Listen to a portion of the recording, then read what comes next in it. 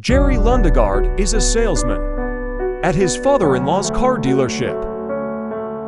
He stumbles on an investment opportunity and decides to take a loan from his father-in-law Wade.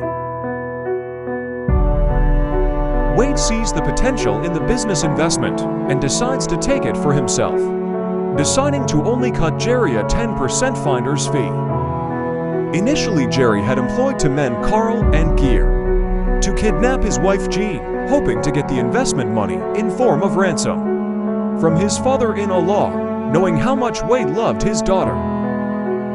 While Jean is tied up in the trunk, they get pulled over by a police car and things begin to escalate when the kidnappers kills the police officer. In the process of disposing the body, two young teenagers see them while driving past, and they are instantly chased and killed by Gear. Now trouble begins when an expert detective, who is also the pregnant sheriff of the town, Marga Gunderson, is called to the scene of the crime and is able to give an accurate scenario of the incident. Jerry is thrown into anger when he finds out that his non-violent plan had become a very bloody one. He later gets a call from Carl saying they are no longer interested in splitting the ransom money if him but are keeping the whole thing for themselves. Meanwhile, Jerry was able to convince his father-in-law and everyone else that going to the police was a bad idea, and paying the ransom of $1 million was the best thing they could do to ensure Jean's safety. Wade finally agreed to pay the ransom and not involve the police, but on the condition that he deals personally with the kidnappers on the night of the transaction. Carl asked Jerry to deliver the money to the parking lot at the Radisson Hotel, not knowing that the pregnant detective Gunderson had tracked the killers to the Twin Towers and was currently lodged at the same hotel. As Wade left the house with the $1 million ransom to meet the kidnappers, he took his loaded gun, and when he got to the parking lot, Carl, shocked and angry that it wasn't Jerry, got into an argument with Wade and shot him multiple times, killing Wade.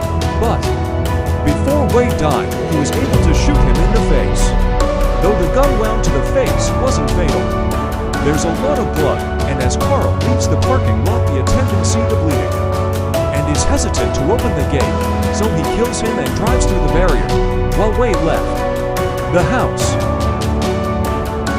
Jerry followed behind, but when he got there, he found Wade lying dead and the $1 million ransom money gone.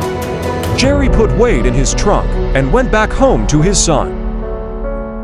As Jerry drives out of the parking lot, he sees the smashed barricade and the dead attendant and is scared to death cause he never planned for anybody to get hurt. Now it's morning and Carl opens the briefcase to find loads of $100 bills. He keeps some in the back seat of his car and continues to tend to his wounds, then buries the suitcase and the rest of the money in the snow. Carl returns to his partner Gear, who he had left to watch Jean. And after splitting the $80,000, which he kept aside, in half, they got into an argument about the car which Jerry had given them for the job, and Gear kills Carl. The pregnant detective Gunderson isn't productive with her trip to the Twin Towers, so she decides to head back to her town, and on her way back she pays Jerry a visit to question him about a stolen car. Jerry gets very nervous and snippy with the detective, and when she decides to speak to Wade, as he is the owner of the car dealership, Jerry decides to do a lot count to calm the detective, but drives out of the dealership. A statewide search is issued for Jerry and Wade, and as Detective Gunderson drives through the lake, she spots the kidnapper's car at a cottage and goes in armed, only to find Carl being smothered to bits in a wood shaver machine.